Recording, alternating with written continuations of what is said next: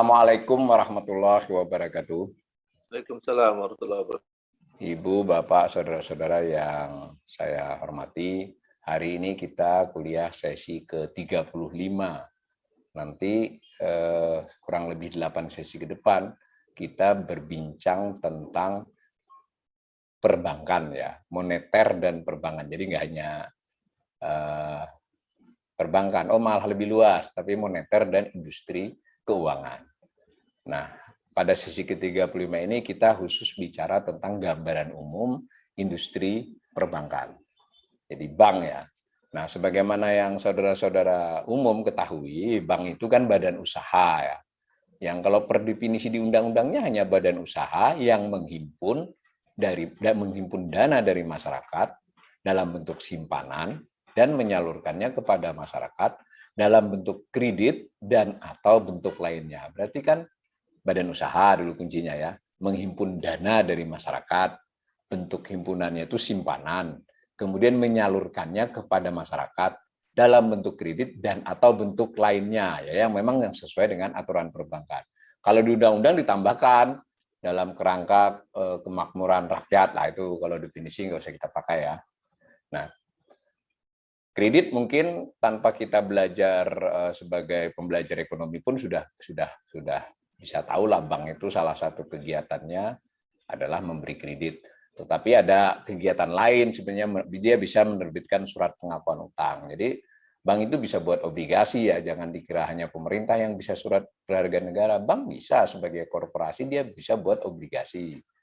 Dia bisa membeli, menjual, menjamin, baik untuk atas namanya sendiri ataupun perintah nasabahnya. Dia juga bisa memindahkan uang. Kalau ini udah jelas, kita kan udah biasa transferan ya, menempatkan dana, menerima pembayaran tagihan. Lalu ada beberapa hal lain yang nanti bisa dicek pada aturan perbankan yang umum dilakukan oleh badan usaha yang disebut dengan bank. Nah, saat ini perundang-undangan di Indonesia membagi bank itu menjadi dua macam. Yang satu disebut bank umum, yang satu disebut bank perkreditan rakyat. Nah, bedanya ada bank umum ini lebih luas ya, lebih banyak kegiatan yang diperbolehkan untuk mereka dibandingkan BPR. Misalnya dalam kaitannya dengan giro, dalam kaitannya dengan valuta asing, atau dalam kaitannya kegiatan penjaminan atau kegiatan-kegiatan lain yang BPR tidak diperbolehkan. Secara bentuk bank umum dan BPR. Lalu karena secara operasional sudah dikenal dan cukup luas, ada yang disebut dengan beroperasi secara syariah, sehingga bank umum terdiri dari bank umum konvensional, singkatannya BOK ya, BUK, lalu ada bank umum syariah. Nah, pada BPR juga sama, ada bank perkreditan rakyat, tapi ketika dia disingkat BPRS, atas dasar pertimbangan fatwa dan sebagainya disebut bukan bank perkreditan rakyat, tapi bank pembiayaan rakyat syariah, tapi singkatannya tetap BPRS. Nah, itu umum ya, diketahui ya. Nah, sejauh ini jumlah bank di Indonesia itu sebetulnya secara jumlah itu menurun ya, bahkan harusnya menurut rencana semula dulu ada yang namanya arsitektur perbankan Indonesia ya, API, kira-kira 15 tahun yang lalu. Bank Indonesia itu pernah mengeluarkan arsitektur perbankan yang kira-kira dalam 20-25 tahun pada waktu itu, berarti sekarang udah hampir selesai, itu mestinya bank itu jadi sangat sedikit, bank umum. Tetapi sejauh ini berkurangnya tidak terlalu radikal itu. Kalau kita lihat di grafik itu dari 145 di 2001 menjadi 107. Kalau kita gambar di masa-masa yang lalu, memang terjadi kenaikan jelang krisis itu ya, terutama sejak dibebaskannya swastanisasi perbankan dulu istilahnya tahun 88, 89, 90, jumlah bank membengkak dari hanya belasan, puluhan, ratusan. Nah, pasca krisis 145, pelan-pelan turun 107. Sebetulnya ini masih di bawah target arsitektur ya, harusnya sekitar 50-an. Nah, begitu juga dengan bank perkreditan rakyat. Maaf, yang 107 itu sudah termasuk bank syariah ya, bank umum konvensional dan bank umum syariah. Nah, BPR itu jumlahnya lebih cepat lagi susut. Jadi ada era-era di mana BPR itu cukup penting ya, terutama pasca krisis itu 98, 99 sampai 2000-an 4 itu BPR eksis itu. Belakangan BPR agak sedikit kendor, jumlahnya berkurang. Nanti mungkin dalam kajian-kajian yang lebih detail kita akan lihat BPR jenis apa yang sebetulnya bertahan. Tapi untuk di pengantar kuliah saya kira cukup informasi saja. Jumlah BPR itu cenderung menurun. Nah, meskipun jumlah bank umum dan jumlah BPR menurun, kantornya bertambah. Ya, ini kantornya tidak saya sajikan grafiknya. Nah, jumlah layanan kantornya bank umum itu 29.713 unit. Jadi jumlah bank lebih sedikit dari BPR, tapi jumlah kantor layanannya lebih banyak, masuk akal ya. Nah, tentu pengertian kantor layanan ini ada batasnya ya, ada pengertiannya di aturan OJK. Nah, sedangkan BPR ini kantornya memang belakangan ini juga stuck.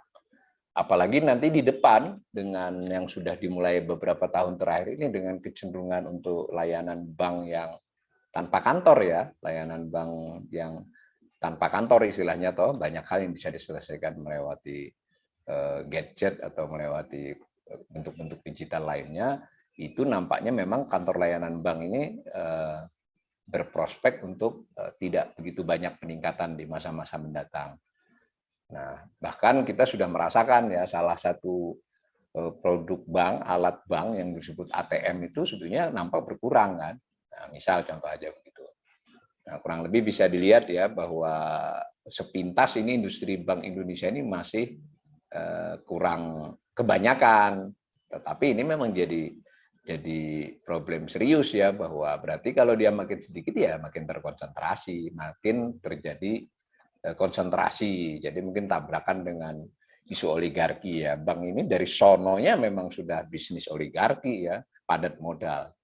Nah, kita juga mengenal istilah buku ya. Istilah buku itu OJK itu membuat pengklasifikasian bank berdasarkan modal intinya. Ada yang disebut buku 1, buku 2, buku 3, buku 4. Jadi yang ini dulu sebelum Agustus 2021 saya yang aturan baru ini belum ada publikasinya ya, publikasi bank-banknya masuk mana, tapi kelihatannya tidak ada perubahan kelas. Sebelumnya ya buku 1 itu yang bermodal inti kurang dari 1 triliun. Apa yang dimaksud dengan modal inti nanti ada aturannya. Nah, yang kurang dari 1 disebut buku 1, yang buku 2 itu berapa? 1 sampai 5, dan buku 3 kemudian 5 sampai 30, buku 4 lebih dari 30 triliun. Bank umum itu penggolongannya begitu. Tahun 2021 ini sudah tidak ada lagi buku 1 ya, berarti sudah tidak ada lagi yang bermodal di bawah 1 triliun. Bahkan ketika dirubah, baru saja dirubah, baru sebulan setengah ya, itu pengertian buku 1-nya ditambahi jadi sampai 6 triliun ya. Itu pun nggak ada buku 1, berarti lebih dari 6 triliun semua sudah yang sekarang bank ini, buku 2 dan buku 3, buku 4. Nah, silakan Anda lihat buku 4 itu untuk bank umum konvensional, buku 4-nya ada 8 bank. Buku 3-nya ya 6 tambah 20, 26. Nah, buku 2-nya 22 sama 39. Yang 22 itu juga akan diusahakan pindah ke buku 3 nantinya. Jadi mungkin di jangka 2-3 tahun ke depan OJK dengan supervisi Bank Indonesia itu mungkin mengarahkan agar bank itu hanya ada buku 3 dan buku 4. Modalnya gede gitulah. Nah, bank syariah agak sedikit landai ya, hanya ada di buku 2, buku 3 pun hanya ada 2 bank. Sehingga mungkin mereka masih dipaksa itu untuk naik menjadi buku 4. Memang padat modal jatuhnya bank itu menurut, karena alasan pengalaman-pengalaman di Indonesia maupun di berbagai negara, memang bank ini diharapkan memiliki modal yang sangat kuat sehingga tahan kalau ada goncangan-goncangan. Itu kurang lebih gambaran umumnya. Nah, kalau kita lihat bank ini kan tadi sudah dikatakan kan mereka memiliki menghimpun dana dari masyarakat. Nah, selain dihimpun dari dana masyarakat, dia juga punya modal sendiri. Nah, selain modal sendiri, dia juga bisa punya utang kan, utang menjadi. Nah, itu sama dengan badan usaha lain, ya kita bisa memandangnya sebagai aset.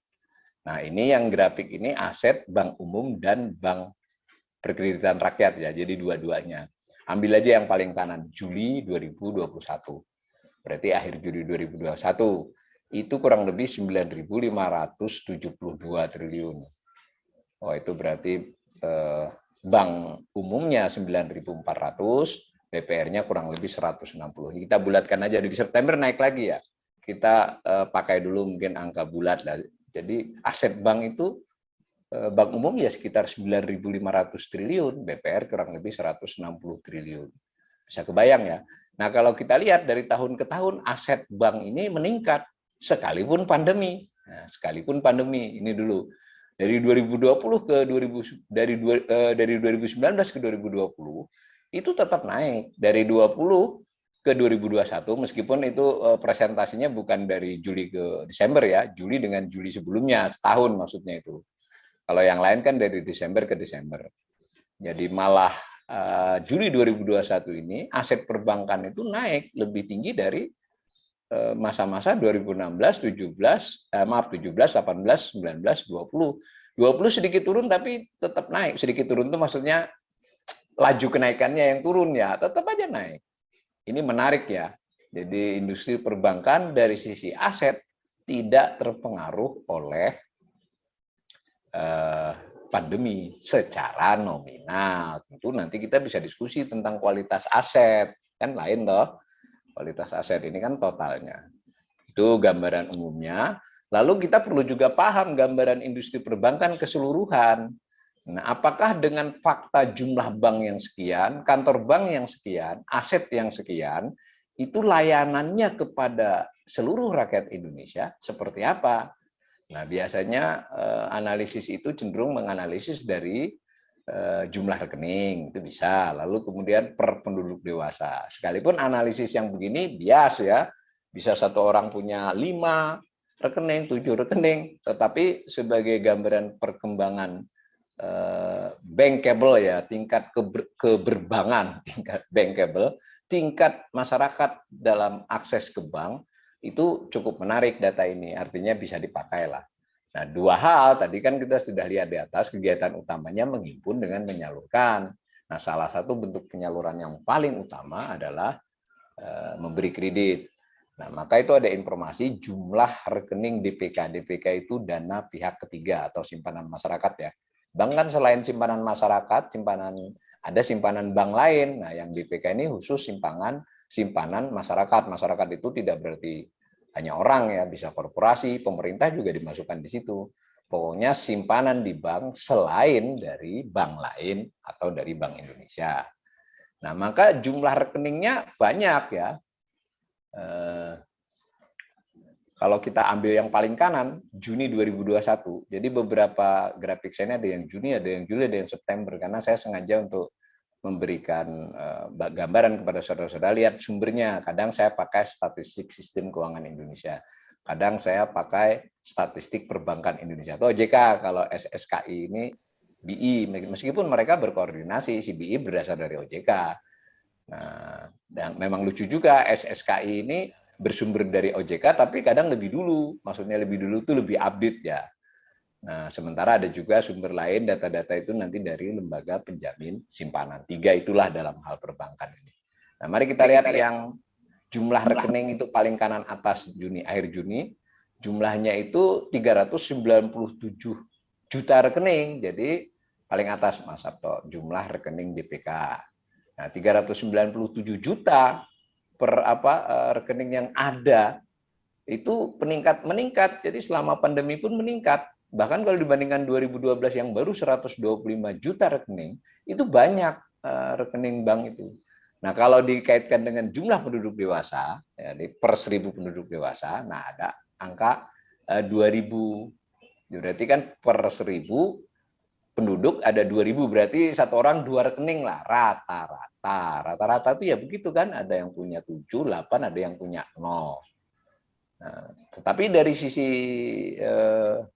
simpanan, tabungan kah, giro kah, kita anggap tabungan lah yang paling banyak ya, itu tingkat bank di Indonesia itu, tingkat akses masyarakat ke bank itu bisa dikatakan luas.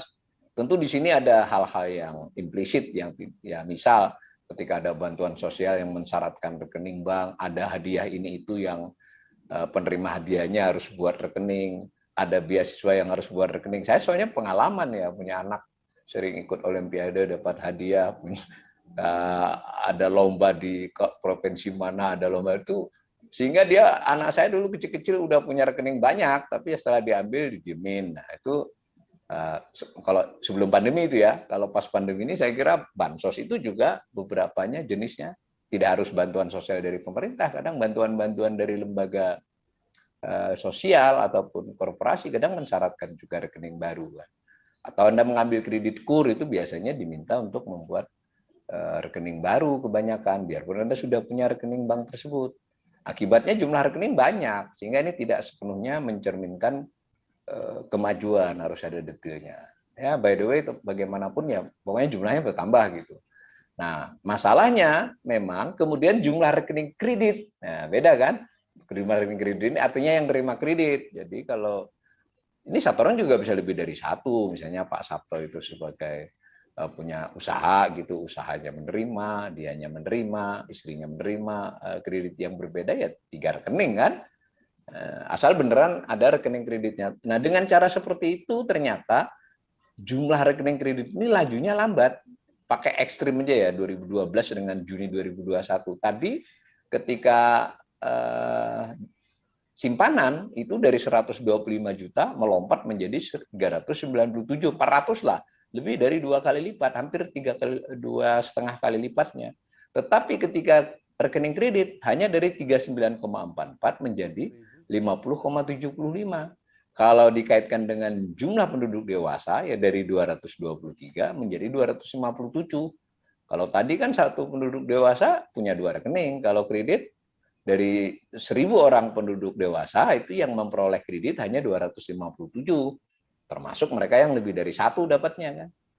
Artinya dari sisi ini belum cukup dalam bank itu layanannya. Atau dibalik juga bisa, akses penduduk Indonesia kepada layanan kredit itu masih lambat perkembangannya. Nah, kalau mau jahat sedikit, jahat itu artinya ya kita sedikit mengkritik ya, berarti bank ini memang kepeduliannya itu menghimpun dana, bukan menyalurkan lebih banyak kredit, bukan nilainya loh ya, maksudnya outreach, jangkauannya orangnya. Nah sayangnya survei-survei yang lebih dalam itu jarang dilakukan. Menarik ini, jadi baik itu Bank Indonesia, OJK atau perguruan tinggi ya, baru menurut SSK itu baru ada 3 tuh survei yang besar, 2011, 2014, 2017. Ini saya ambilkan aja sebagian hasilnya. Jadi datanya kurang kuat ya. Kalau berdasarkan ini ya, kebanyakan penduduk dewasa yang punya rekening di lembaga keuangan formal itu, baik dia simpanan atau kredit, ya kurang dari separuh masih. Kebanyakan orang belum punya. Nah, itu lembaga keuangan formal loh, bukan hanya bank survei itu. Gitu ya. Nah, secara lebih sebagai pembelajar ekonomi, kita kan butuh tahu perkembangannya. Di slide berikut kita ngelihat bahwa itu angka-angka di mana tadi? Di tabel ini kita buat jadi grafik. Nah, yang di atas tadi kan per 1.000 tadi kita buat grafik biar ketahuan ya. Jadi jumlah rekening DPK perbankan per 1.000 penduduk yang di atas biru, yang orange jumlah rekening kredit perbankan per 1.000 penduduk dewasa selama 8 tahun terakhir, 9 tahun terakhir. Ya kan memang seperti itu kalau digambar tabel tadi. Masih bias pada penghimpunan dibandingkan penyaluran. Nah, ternyata menarik juga ketika karena tugas utama bank itu adalah menyalurkan kredit dan menghimpun dana dan menyalurkan kredit, dan itu salah satu indikator yang paling penting dari bank. Jadi untuk menunjukkan kinerjanya mereka, terutama dari analisis ekonomi ya, kalau dari analisis industri bank atau manajemen bank beda. Jadi sebelum saya berbicara lebih jauh, bedakan ya, saya ini tidak ahli bank, tidak ahli manajemen bank, yang kemudian tentu bank secara individual itu punya kaedah-kaedah yang berbeda karena dia kan analisis perusahaan. Sementara saya menganalisis industri perbankan dari sisi makro bankingnya lah, secara makronya, secara perekonomiannya. Jadi ini tidak sepenuhnya bisa Anda pakai untuk kasus per kasus bank ya. Kita harus dapat bukunya masing-masing. Tetapi dengan gambaran ini kita bisa nanti menerapkan pada data-data bank kalau kita mau menganalisis suatu bank atau sekelompok bank. Nah, maka di kiri itu saya sajikan data dari 2013 sampai September 2021. Nah, data Septembernya sudah ada SSKI ini. Sementara data OJK baru sampai bulan Juli. Padahal SSKI ini bersumber dari OJK. Jadi soalnya adalah terlambat mengunggah dan terlambat mengolah saja untuk publik maksudnya. OJK-nya punya data. Ini salah satu yang mesti dikritikkan kepada OJK. Dia harusnya lebih cepat update tentang data-data supaya para pembelajar ekonomi itu ya lebih mudah lah bisa ikut berpendapat. Nah, itu yang kiri itu tadi kredit kepada pihak ketiga, berarti kredit kepada selain bank. Jadi bank memberikan kredit kepada masyarakat, apakah itu perorangan, apakah itu korporasi, ataukah kepada lembaga yang bukan bank, itu ditunjukkan oleh batang biru. Nah, sementara yang orange itu dana pihak ketiga, ya, artinya yang dihimpun. Dibandingkan, jadi rasionya kredit dibandingkan DPK. Nah, angkanya itu tampak bahwa di masa pandemi itu merosot. Sebelumnya kalau ini ditarik tahun yang lebih lama, pada waktu krisis, 2-3 tahun setelah krisis itu memang landai di 60-70%. Lama itu, baru di tahun 2010-an yang mengarah ke 90 dan bertahan di kisaran 90, bahkan sempat agak tinggi ya 94, 93. Ketika pandemi langsung turun ke 82 dan sampai September ini turun lagi. Artinya apa? Bank tetap memperoleh dana pihak ketiga yang tumbuh, tetapi dalam hal memberikan kredit dia sempat kontraksi dan belakangan ini landai atau hanya tumbuh sedikit sekali. Nah, artinya mereka rasionya jadi seperti itu. Dahulu LDR ini, cara menghitung LDR ini adalah acuan dari OJK ya. Jadi yang disebut LDR sekarang ini benar-benar kredit kepada pihak ketiga dan dana pihak ketiga, itu yang disebut LDR. Jadi umpama 100 pun berarti bank tetap punya duit, toh dia punya modal selain dari dana masyarakat. Dahulu beda ya definisinya. Jadi sebenarnya ini angka 100 pun aman saja kalau banknya modalnya kuat. Tetapi dana dari masyarakat saja dia tidak salurkan semua ke kredit. Gampangannya begitu membacanya. Apalagi duitnya sendiri. Nah, kan kurang lebih begitu. Nanti kemana dia nyalurkan? Kita ada sesi ke besok kalau tidak salah bagaimana dana bank disalurkan. Tapi ini gambaran untuk kredit dan dana pihak ketiga. Nah, yang kanan itu khusus bulanan untuk menunjukkan era pandemi. Kalau yang kiri ini tahunan. Kelihatan kan? Yang birunya landai bahkan sempat turun, sementara yang orange dana yang dihimpun itu pelan-pelan tetap naik tiap bulan. Itu kinerja atau gambaran industri perbankan, dan dalam ini bank umum ya, ini tidak termasuk BPR. Jadi data aset tadi termasuk BPR.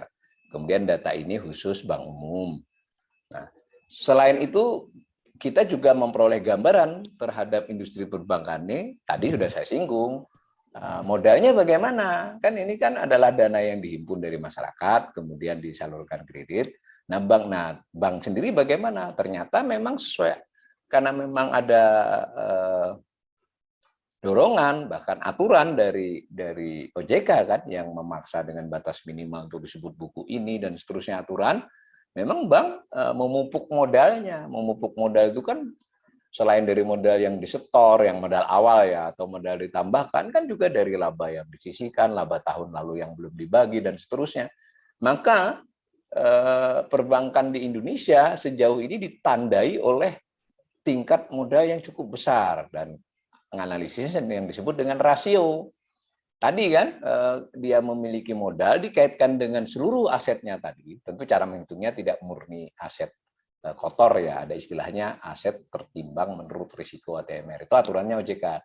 Sederhananya tidak 100%. Jadi tadi kita baca aset 9.500 untuk bank umum itu, kalau setelah dihitung masing-masing jenis aset itu ada ada bobotnya, itu mungkin kisarannya ATMR-nya kurang sedikit dari 6.000 ya. Jadi cukup memang termasuk yang rigid ya OJK ini, nggak kayak aturan-aturan di tempat usaha lain, jadi nggak bisa ngaku-ngaku begitu saja tentang aset.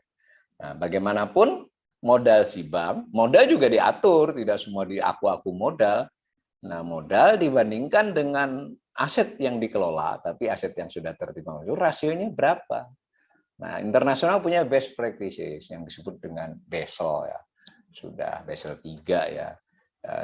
Tapi sejauh yang umum di Basel itu batas bank disebut aman itu adalah ketika rasio modalnya 8% dari ATMR ya.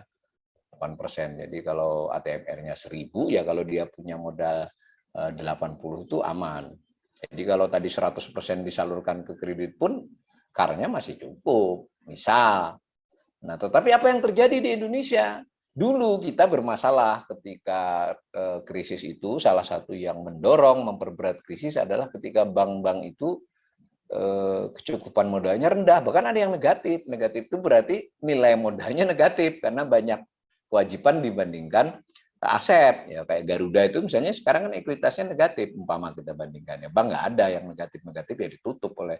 Tapi dahulu terjadi itu krisis perbankan itu. Sekarang tidak hanya positif, tetapi jauh di atas 8%. Hampir seluruh bank itu di atas 20% sekarang, 20 loh. Ya, maka benar saja OJK dalam berbagai laporannya mengatakan industri perbankan sekalipun ada pandemi, sekalipun ada resesi ini sekarang ini masih aman karena salah satu sebabnya adalah dia memiliki tingkat kecukupan modal yang tinggi. Tapi kalau dibalik, seandainya ini pelan-pelan krisis pulih, itu ya berarti ada soal ketidakefisienan dan kurangnya peran dalam dinamisasi ekonomi ya. Atau begini saja, bagaimana sebelum pandemi? Kalau sebelum pandemi juga di atas 20% kan tidak bisa juga sebetulnya terlalu mengedepankan soal amannya. Kalau bahasa sederhananya ya malas jadinya kan, malas untuk kerja-kerja yang sifatnya basic kredit. Nah, mungkin banyaknya dengan cara membeli SBN, naruh di Bank Indonesia, atau membeli surat berharga korporasi yang aman, dan seterusnya. Tapi nanti kita akan bicara tentang penyaluran. Ini kecukupan modal namanya. Gambarnya begini. Nah, itu tadi penjelasannya, gambar grafik datanya ini. Nah, kan bukan hanya 20 kan, tapi 24,58, hampir 25%. Nah, mari kita lihat sebelum 2019 sudah 20 kan, 20 itu sejak 2015, 16, 17, 18, 19. Coba. Kurang lebih begitulah. Tentu kalau bicara saat ini ya memang ini blessing. Jadi itulah Indonesia ini kadang punya banyak keberuntungan juga. Dulu saya termasuk yang sering mengkritik bagaimana mungkin ini LDR rendah, CAR besar, ini bank ini mau apa? Waktu belum pandemi, ketika pandemi jadi blessing ya, karena ternyata perbankan itu modalnya cukup kuat ya, ada pandemi dia nggak goyang. Nah, tetapi apa mau terus begini ke depan? Dan bagaimana menggambarkan ke depan? Intinya tetap kurang ideal 25% itu. Kalaupun tidak 8 ya mestinya di 10 sampai 15%. Secara analisis ekonomi saya ingatkan lo ya, kalau saya seorang ahli manajemen bank yang masing-masing bank ya lihat case by case, lain macam-macam. Bisa jadi dia perlu CAR yang tinggi karena beberapa kreditnya risikonya cukup besar, itu lain lagi ya. Ini kan bicara sebagai ekonom keseluruhan aja. Nah, ada aspek lain untuk menggambarkan bank perbankan di Indonesia, namanya BOPO, biaya operasional dibandingkan pendapatan operasional. Masuk akal ya, kalau ini kan urusan efisiensi saja. Bagaimana gambaran bank antara biaya dengan pendapatan, tapi khusus bagian operasionalnya saja, bukan pendapatan lain-lain, bukan pendapatan yang karena kegiatan-kegiatan yang tidak dikategorikan operasional. Nah, jadi misalnya pendapatan operasional yang utama itu ya tadi pendapatan yang utama dari memberi kredit, begitu juga biaya yang utama membayar bunga simpanan, baik deposito, tabungan maupun giro. Dan dia juga tadi kan bisa menerbitkan surat utang, dia kan juga membayar. Tapi di sisi lain dia pegang surat utang, termasuk surat utang negara kan dapat. Nah, seperti itu ya. Tapi ada kegiatan-kegiatan bank lain yang bukan operasional. Nah, BOPO ini menunjukkan tingkat efisiensi industri perbankan. Kalau masing-masing bank sama ya, saya katakan sekali lagi, tergantung tipe karakter banknya. Nah, mari kita lihat BOPO-nya. Yang penting BOPO ini membaik atau tidak. Karena tentu sederhananya makin kecil BOPO, makin membaik kan. Artinya presentasi rasio dari biaya dengan pendapatan turun. Nah, mari kita lihat di slide itu bahwa dalam hal ini memang ketika pandemi termasuk ada dampak di mana si bank ini biaya operasionalnya dengan pendapatan operasionalnya juga naik, tetapi biaya naik lebih tinggi. Ini masuk akal ya. Nah, sehingga sempat membaik. Jadi makin rendah, saya ulangi, makin rendah itu berarti menunjukkan kinerja operasional perbankan secara umum makin efisien. Nah, sekarang berkurang efisiensinya akibat keadaan pandemi, mencapai tingkat yang cukup tinggi ya, 86,58% biaya dibandingkan pendapatan. Aspek lain untuk menggambarkan industri perbankan di Indonesia. Dalam hal ini datanya data bank umum ya, tidak termasuk BPR. Dan bahkan di beberapa ini saya sebut kalau BOK berarti hanya data BOK, ya kan? Jadi ada yang disebut kayak data ini dari tahun berapa sampai berapa gabungan, lalu berapa sampai berapanya hanya bank umum konvensional. Tetapi karena bank umum syariah masih jauh nilainya dari bank umum konvensional, maka datanya bisa saja disambung untuk mendapat gambaran.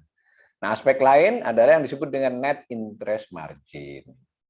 Ya, kira-kira ini menggambarkan kemampuan perbankan memanfaatkan seluruh aset produktifnya. Nah, jadi maksudnya dia kan tadi punya aset. Aset tadi bisa ada yang disebut dengan ATMR, aset tertimbang menurut risiko. Ikut aturan OJK, jadi aset 9.500 ketika di ATMR kan mungkin hanya di kisaran 6.000 kurang sedikit. Lalu di antara ATMR ini juga ada aset produktif pengertiannya kan. Agak mirip sih, tetapi beda ukuran ya. Kalau ATMR menekankan pada aspek risiko, aset produktif ini nanti lebih melihat jenis asetnya. Nah, maka berapa dapat bunga bersih, lalu berapa di persen dari aset produktifnya. Nah, mari kita lihat di slide berikut. Jadi ingat loh ya, ini berarti kan kayak seolah-olah seperti pendapatan bersih dari sisi bunga ya. Nah, makanya pendapatan bunga bersih dengan rata-rata total aset produktif. Ya, cukup besar, artinya cukup menguntungkan. Dan ini nanti kalau mau studi yang lebih lanjut, kita bisa kasih benchmark dengan negara lain. Nah, BOPO tadi juga bisa, ini juga bisa. Nah, nanti kita silakan cari sendirilah. Saya kasih clue-nya bahwa memang perbankan di Indonesia cukup menguntungkan gitu, tapi di sisi lain memang kurang efisien. Nah, ini pandemi hanya sedikit memukul dari sisi itu ya. Mungkin ada aspek di mana bank juga meningkatkan efisiensinya ketika pandemi. Bukan hanya bank sebenarnya, hampir banyak korporasi yang hikmah dari pandemi itu antara lain ada efisiensi ya. Tetapi karena memang pendapatan bunganya memang sedikit tertahan pada saat pandemi, maka ya rasionya di kisaran 4,64. Selanjutnya yang gambaran lain dari industri perbankan adalah yang disebut dengan return on asset ya. Jadi rasio dari keuntungan dengan aset. Nah, ini saya percepat aja. Itu seperti perusahaan lah biasa. Nah, maka kita dapat data di slide berikut. Di mana ya sayangnya itu yang orange itu terkelihatan kecil ya karena apa? Kecil, harusnya tadi saya nggak usah kasih yang abu-abunya. Ya, berarti kan laba sebelum pajak dibagi dengan rata-rata total aset. Nah, memang menurun tingkat ROA-nya bank ini ke 1,59 ke 1,8. Sebelumnya masih cukup baik ya, tinggi. Tapi ini baik dari sisi perbankan. Kalau dari sisi perekonomian yang dipakai ya di atas tadi LDR dan seterusnya. Demikian ya untuk gambaran industri perbankan khususnya bank umum di Indonesia. Assalamualaikum warahmatullahi wabarakatuh.